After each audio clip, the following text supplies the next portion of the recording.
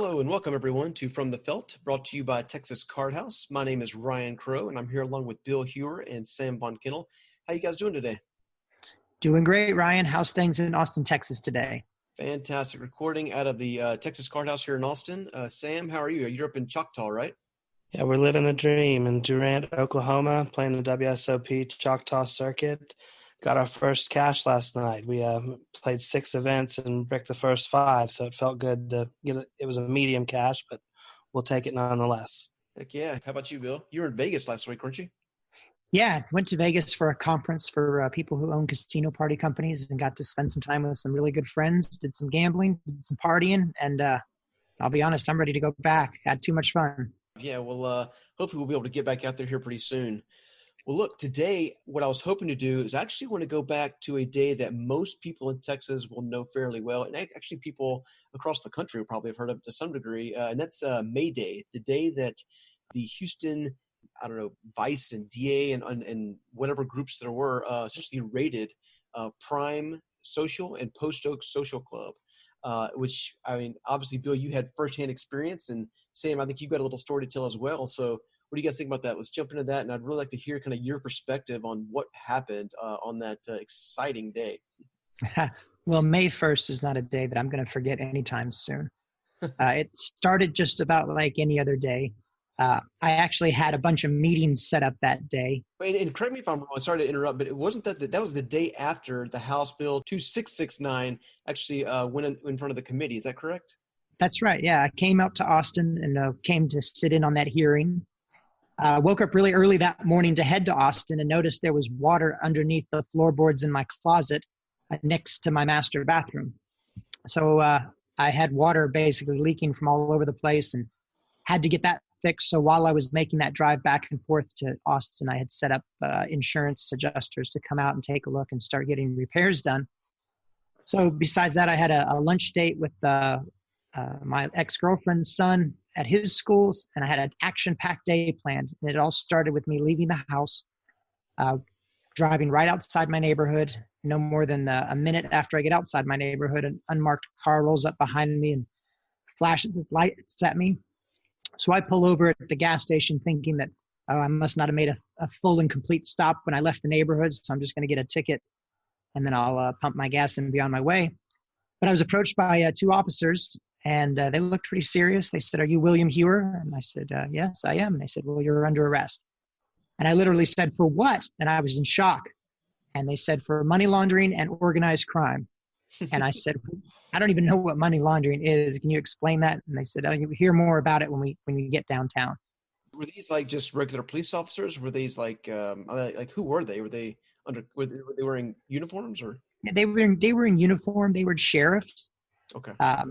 And so they quickly handcuffed me, put me in the back of their car, and then started searching my car. They wanted my cell phone, and they got that, and then they bagged it and called a tow truck, and I got to watch my car get towed away, and then we continued driving down to downtown, which was you got a free ride. Really unique experience. First time anything like that's ever happened to me.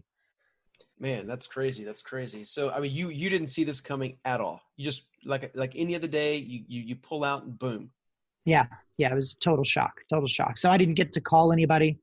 I couldn't reschedule all my appointments. Obviously, there was a lot of people coming to my house that were looking for me to help fix the problems in my master bathroom. It was an awful day. How do you think it would have felt, Bill, if you would have known the officer or would have known any of the officers that pulled you over? Because I think, in our clubs we have a handful of police officers, and we know that they all are not shy about playing poker. I think it would have been an interesting dynamic if you ended up knowing who it was, and as they're saying, "Oh shit, we got to take you downtown." Sorry, Bill. Well, my first question after I asked them what the heck money laundering was, "Do you play poker?" And unfortunately, none of them played poker, so that pretty much ended that conversation. So, needless to say, I had no outs. yeah, we're drawing dead. Yeah. Well, so what happened then? They take you downtown, or what? They took me to what I've been told is the new jail facility, and if that's the new jail facility, I would hate to see the old jail facility because at least this one was fairly clean. So they take you in, they pat you down extra good to make sure you don't have anything on you. Then they ask you to go around and start doing they take your information, take your pictures, and then you go upstairs into what's I could best describe as what looks like a giant bus stop waiting area. There's a bunch of people and a bunch of chairs and a very limited number of phones that you can make free phone calls on. And so I sat there, and the funny thing is about this day and age, I don't have a single phone number memorized except for one from my childhood that's been disconnected for probably 2 decades. So I'm thinking, who in the heck am I going to call? They won't obviously let me have access to my phone. So as I'm sitting there wondering what I'm going to do, I start seeing familiar faces walk in the door, and it's all my partners from the Post Oak Poker Club. And then shortly after that, I saw Dean Maddox and his 2 managers walk in, and we were all there in the same holding area. Which one happy family. Yeah, one happy family. So, you guys should have started a game. You got like 6 or 7 players. You can get a game going. Trust me, I did ask for a deck of cards. I asked for a deck of cards. They didn't have any. Yeah, so it was nice to see familiar faces, obviously, and then we had a lot to talk about. So to give you a timeline, this all took place about 10 a.m. On May the 1st. I got down to the booking area by about 11:30, and that's when people started trickling in. So on the 12 o'clock news had come on, I started figuring out what was going on. That there was a big sting, and that they were going after at least 2 clubs. And I was shocked that they didn't go after all of the clubs. I mean, we may be 2 of the well-known clubs, but we're not the only 2 clubs out there. So I was a little shocked that they only went after 2 clubs and not everybody. But anyway, we started talking to Dean Maddox and his guys and just kind of comparing notes on, well, where'd they get you? How'd they get you? Why'd they get you? What'd they charge you with? And we deduced that, we were all basically brought in on the same charges. No one got anything different. And then just started discussing, what's our game plan from there. Now, if you have never been to this type of facility, how it works is you get to basically sit there and you're not in any sort of line or queue to wait your turn. It's whenever they get to you. And they didn't get to us until the next morning, where we actually got to meet with a public defender and discuss going in front of the magistrate judge to hear what our bond would be. So during that time, so this is the next day. You've been there. I mean, you spent the night there? Yeah, and there's nowhere to sleep. These are all chairs. You can't fall asleep because you have to wait to hear your name called, and that could get called at any minute.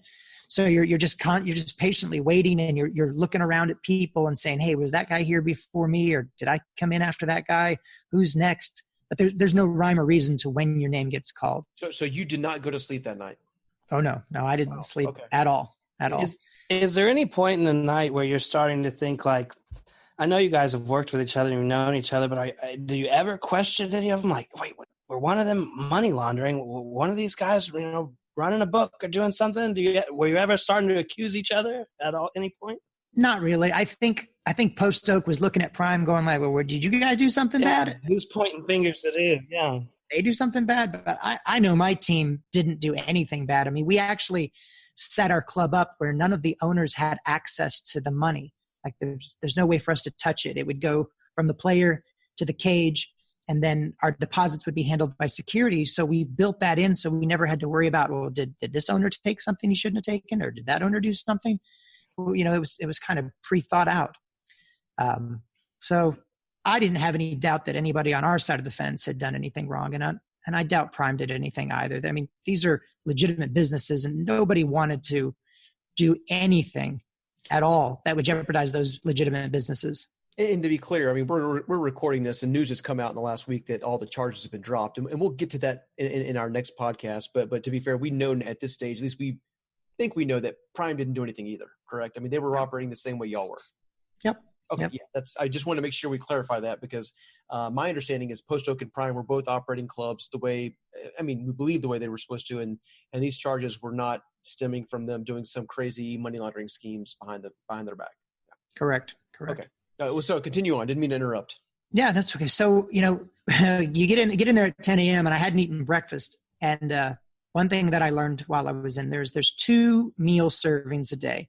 The first one's at 3 p.m. and the second one's at 3 a.m. And they both consist of the same thing, which is 4 slices of bread, 2 pieces of mystery meat, and 2 cookies. So when I got my bag, I looked at the food and I said, I told the guy, I'll pass. I'm going to order a pizza later.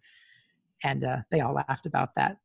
But when later came at 3 a.m., I was so hungry that I was ready to fight people for my bologna sandwich. So they never brought the pizza, huh? No pizza never came. And I'm disappointed in Domino's for that. Apparently they don't deliver to jail. Yeah. Neither does Grubhub.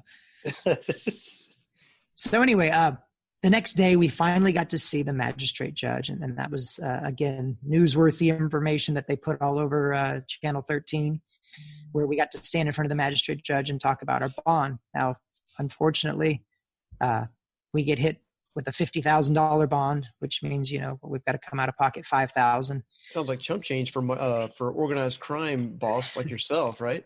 Yeah, well, since we're not that, we don't have that kind of money just laying around. But we had a good lawyer that helped us take care of it. And how was that? $50,000 seems.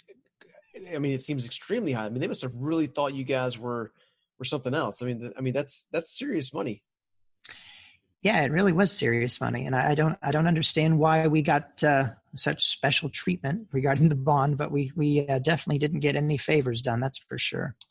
They just enjoyed your company, I guess. Yeah. So after magistrate judge gives us our bond, this is about noon on Friday, or noon on Thursday.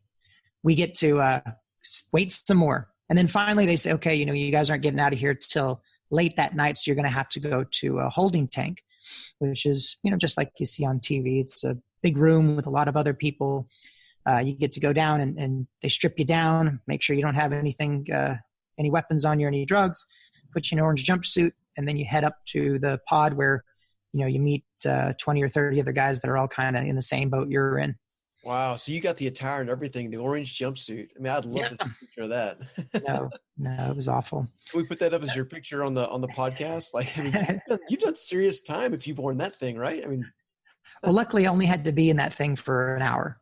So I literally, they march us up there. We go in there and they had beds. And believe me, I was happy to see a bed because I was already really tired and I just wanted to rest to gather my thoughts to get ready for what I had to do when I got out. And so I got my pillow and blanket, laid down on my bed, and I think I laid down for 10 minutes before they said dinner time. Now, by now, I'm super starving because I really didn't eat much of that second round of bologna sandwich. But dinner wasn't anything to be impressed with either. In fact, I remember it was a franken beans, a little salad, and a piece of cornbread. And then there was this little packet of juice powder.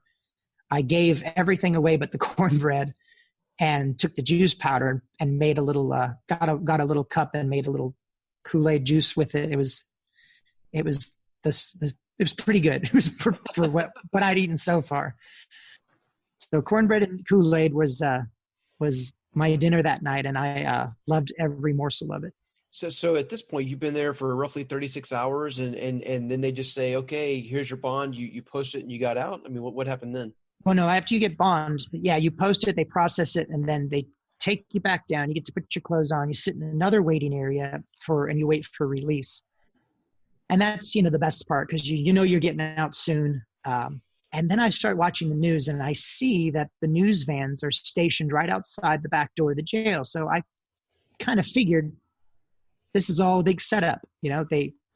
The powers that be called the news crews, had them waiting right out back, wanted to get us, looking like we had not slept in 36 hours and had only eaten a piece of cornbread and a bologna sandwich, and get us doing that old perp walk and make us look bad. You make us look worse than they've already done, where they spent the entire day, rebroadcasting the same story over and over and over. But luckily, there was a really nice guy who was there at the jail to let us out that day. And he told us, he says, hey, you guys have somebody waiting for you to the right of that door. If you dart out that door and jog right, the news won't be able to catch you. We'll sit here and wait until they get back in their van. So that's what we did. We sat there, waited patiently. The news crew got tired of waiting in the sun. They jumped back in their van. And the second they did, we darted to our car and they didn't get any of us on camera. So big thank you to that guy who helped us out. Oh, that's very cool. Very cool of him. Well, man, let's talk about like the fallout from it. Like, did you realize when that was going on, when you're sitting there in jail, doing hard time with the Prime guys. Did y'all realize like how big of a news story this was going to be? Honestly, I didn't. We had made some phone calls, and people were telling us that it had made national news, which shocked me. I mean, I was just in shock that something like this had made national news. But I actually had it as far as Florida. I had an aunt call me, and she said she saw a video hoping that it wasn't me and hoping everything was okay. And so, yeah, I know that it's scoped as far as Miami Beach, Florida. So. Wow. Well, they know better than to come after Mr. Von Kennel. Yeah. I said, yeah, we're still good.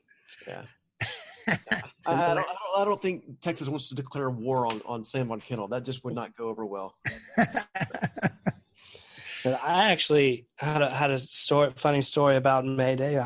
I was on the phone with Dan Kiebert when Prime was getting raided. He called me and he said, "I wanted you to know that something's going down in Houston, and the cops are outside Prime right now." And at the time, Post Oak wasn't open yet for business, and he said, "We don't know if we're going to open yet. I'm going to call some of my employees. I'm going to call some of my partners." And real quickly, he says, "Hey, Sam, I got to go." And, somebody's at the door. And I found out a little bit later that was actually the same sheriff's department, the same guys who went and got Bill and the gang. And that was them rustling up Dan from his house. And so, at this point, my phone is ringing off the hook. I'm getting calls from everybody I know saying, have you heard the news? And I'm starting to worry what's going down in Austin. Should I show up to the office and should I go to work today, or should I get on the run? Partly kidding, but yeah. Yeah. So I actually want to dive into that, what you just said, Sam. Like let's talk about the fallout from that. And really it's the time between when this all happened on May 1st and when the charges were dropped just last week. Let's talk about like what actually happened in Houston and then across the state, and then just the perception nationally of the state of Texas and what was going on. Because, from my perspective, yeah, my phone was blowing up as well. Every club in the state was calling me saying, "Hey, what's going on? Is this a statewide thing? Is this a local thing?" And so let's just start in Houston. Like Bill, what would you say the fallout was, or the effect of that was on both the social card club scene and the underground home game scene within Houston, and how it affected the dynamics of those two industries, so to speak? Well, the underground scene and the legal scene, I think, is clearly a yin and a yang. When one takes to fall, the other rises. So that day, May 1st, the legal rooms definitely took a hit, and all of a sudden, underground rooms started popping up. My phone was ringing off the hook, not only for people who were showing me a lot of support, but also people who were looking to buy equipment because they were ready to, get back in business, so to speak. And, obviously I'm a businessman. I'm going to sell them whatever they want. So I could see the writing on the wall. And I think on, May 2nd or May 3rd, as people started to digest what had happened May 1st, they thought that all of these rooms were going to get closed down. They thought it was just a matter of time. And so, people thought the underground scene was now on the rise. And as for the most part, over the last 70, 80 days, it has. I've sold nearly all the equipment that I had at Post Oak. And I know several rooms that are just rocking and rolling right now that are underground rooms. And that's just kind of the way the business model travels. What's going to be interesting to see is, what's going to happen now that the charges have been dropped. I think that the pendulum is about to swing the other way, and that's just how poker is right now in Houston.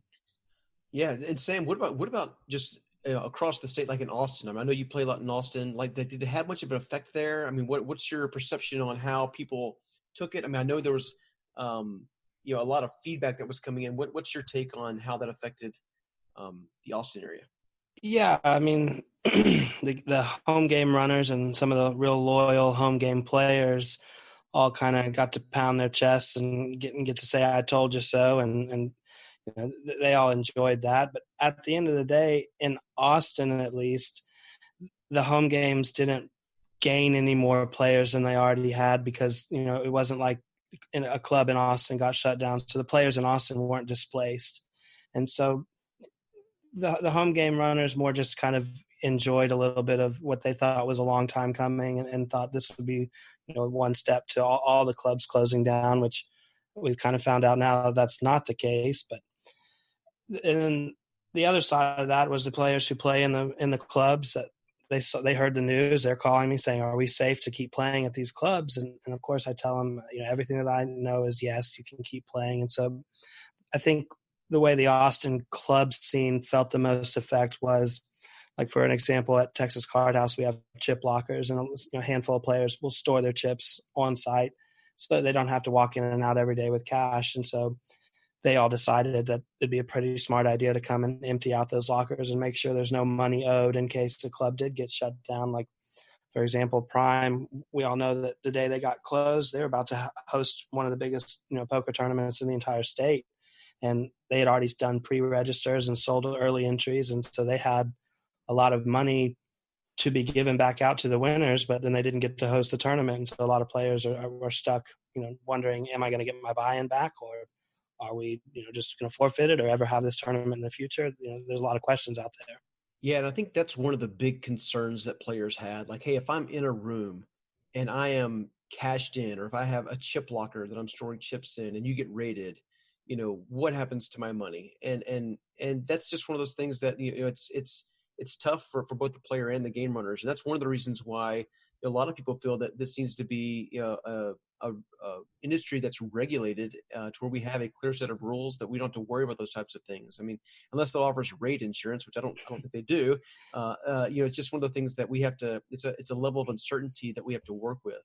And you're right. A lot of people pulled a lot of money out of the Texas Card House, but it's all kind of come back in over the last several weeks, even before the charges were dropped. And so, the trust has definitely come back. But yeah, I mean, just to your point, it was pretty funny that all the calls I was getting were more directed towards, hey, let me make sure I get my money. Is my money safe? Versus, hey, am I going to get in trouble for playing in this club? They didn't care about that. They knew all the players just got told, hey, we'll walk out the door. They were just wanted to make sure, is my money protected or not? Yeah. And so, which is probably smart. I told them, yeah, let's figure this out. Do it smart.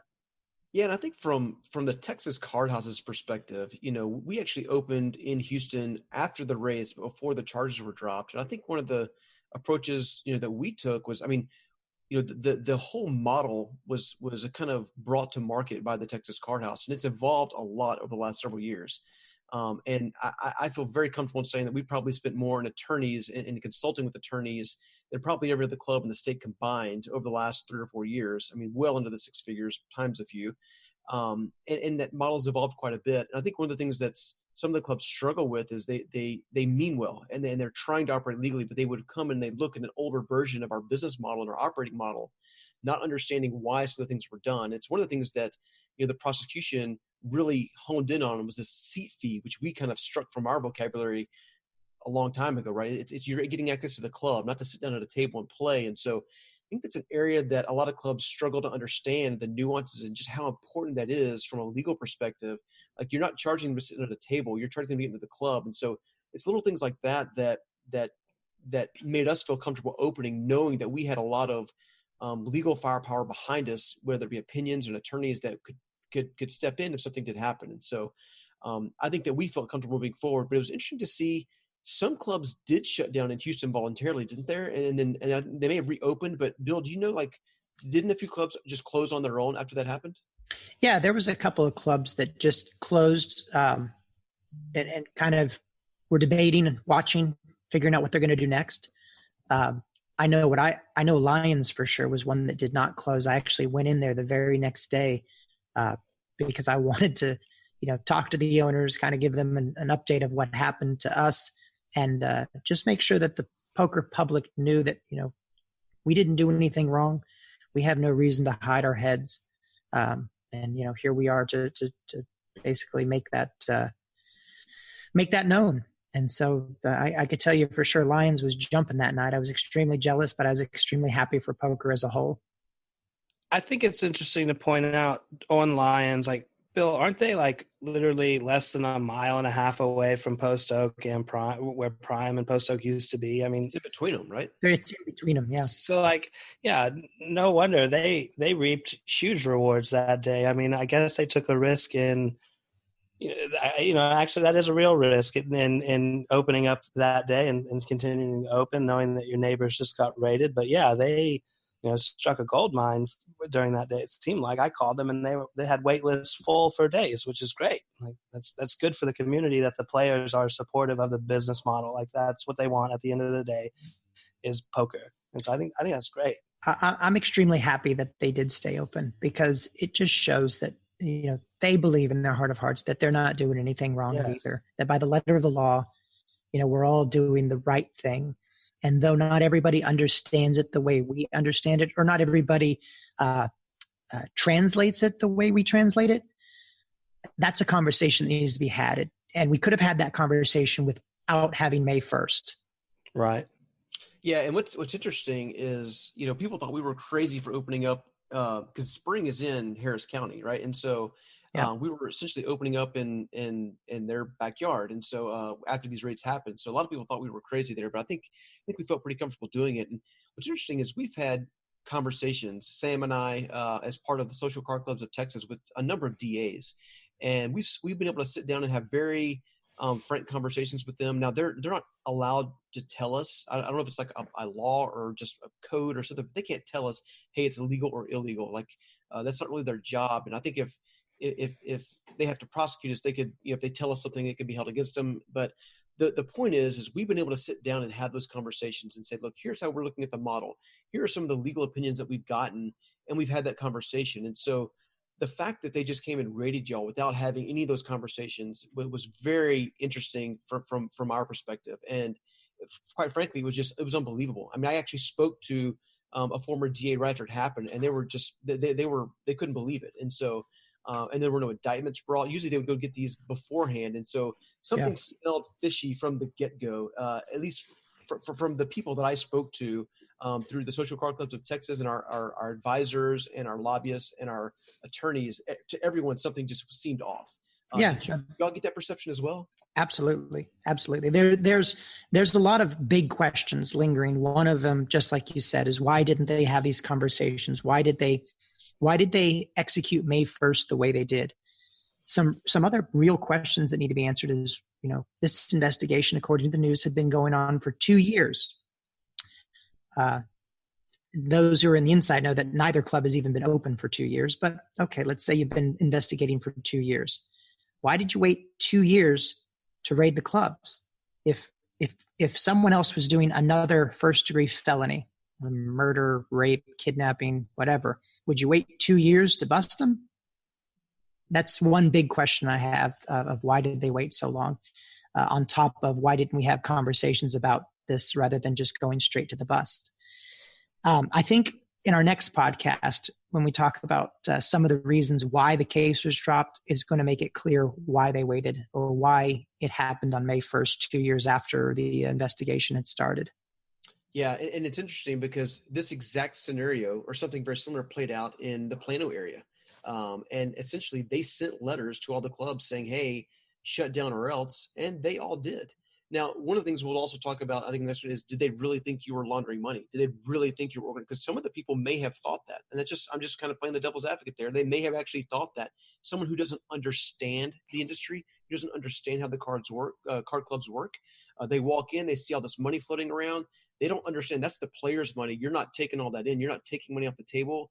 If they don't have a full understanding of it, they may have actually thought that. And that's something we can dive into next time. But I really thought it was interesting that they could have also just sent a letter like they did in the Dallas area. And all those clubs did shut down.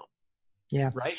I think they did, but I think for Houston and for Austin, it's a little different at this point because we'd already received what we would say is permission to do what we were doing.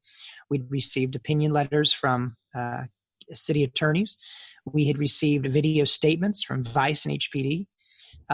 We had done our due diligence. We'd even talked to city councilmen, and they said, now, don't really like the idea if you do it on Post Oak, go put it over on Westheimer or Richmond. But the fact is there were a lot of conversations had to get us to where we were.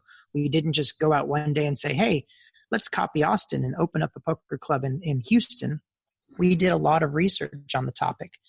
So if a letter had been sent after the fact, we would have had the conversation, well, we've got letters too. And then that would have been a whole different conversation. We couldn't have just closed at that time.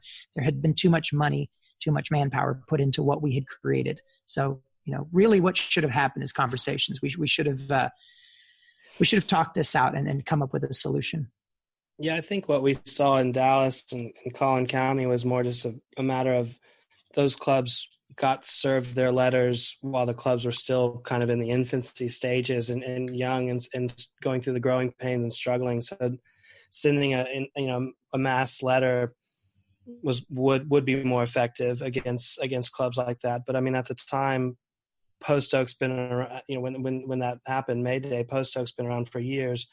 Prime hasn't been around as long, but they clearly set the bar as the biggest and one of the largest operations and one of the most professional operations we've seen. And so I don't think a letter would have done anything. I think a letter is going to just start the fight, if you will. And yeah, it would have started a conversation. Yeah, some type of dialogue between attorneys and that DA's office would have ensued, and they would have said, "Look, here's why we think it's legal." They would say, "Here's why we think it's not legal." And ultimately, it would have come down to probably an ultimatum: you either close or we're going to come after you. But right then it's a little more civil. But that just didn't happen. Which I would have thought, if you would have asked me, on the end of April, whether any club was going to get raided, I would have said no. I would have said they're going to reach out and say, "Hey, we don't think this is legal. You need to start shutting down." Coming in guns blazing, so to speak, or guns drawn, not blazing, but seemed a little overkill to me. But that's just my take on it. I mean, some people may disagree, but I just feel like it could have been handled in a much better. I mean, I'm talking about the actual act of shutting you down could have been handled much better. And it's interesting that the news cameras were literally there as it was happening. I mean, that probably was not an accident either. No, that definitely was an accident. And obviously, what we saw in the news was way more interesting than a conversation that could have been had. I think the conversation just would not have made the 12 o'clock, 5 o'clock, 6 o'clock, 7 o'clock, 9 o'clock, and 10 o'clock news. And the Florida news. And the Florida news. Gotta get the Florida news. Come on. Yeah. Well, excellent, guys. I mean, I think we're at about a half hour. Is there anything else you guys want to cover on this one before we wrap this one up? I just want to say thank you to all the people who really supported us that day. We got, I had a huge wave of people calling me, texting me. Somebody even offered to give me $20,000 to help me out because they thought all of our assets and money was seized. Luckily, that didn't really happen. The county only seized our business bank account, which had literally a negative $20 in it. They had to put money in that account to make it whole. And that was because we had just moved from the old location to the new location and pretty much spent all our money, making that move. So it's incredible how many people, reached out for support. And I want to thank each and every one of those people for doing so. Thank you. Oh, that's great. That's fantastic. It's good to know when something like this happens, whether you play in a social card club or the underground rooms or whatever it may be. I mean, there is a lot of people that really support poker and want to see it succeed in the state of Texas. And so I think it's great that happened. I mean, I can speak from a firsthand eyewitness out in Durant, Oklahoma on the series. There's a ton of support for card clubs out here. All the players, majority are from Texas, and they're all wearing their local card house gears. I mean, I've seen Kojak's gear. I've seen Prime gear. Actually, I've seen Texas Card House gear. And everybody comes together and likes talking about, hey, where are you from? Texas. Okay, what club do you play at? So yeah, I think the support across the state is big enough that it's now traveling on the circuit, in Oklahoma and in Las Vegas and everywhere it goes. So I think that's great. No, absolutely. Well, I think with that, we'll go ahead and wrap it up. I want to thank everyone for listening. Just as a reminder, you can actually hear any of our podcasts. Go to our website, texascardhouse.com. Click on the podcast link at the top of the page and subscribe. And next week, we look forward to releasing another podcast where we will actually talk about those charges being dropped and kind of the fallout from that, and actually dive into a little bit like what happened, like what was this case all about, and really try to get a peek behind the curtain of, kind of what went down over the last month or so and what led to those charges being dropped. With that, we'll go ahead and sign off. Thank you, everyone, and have a good day.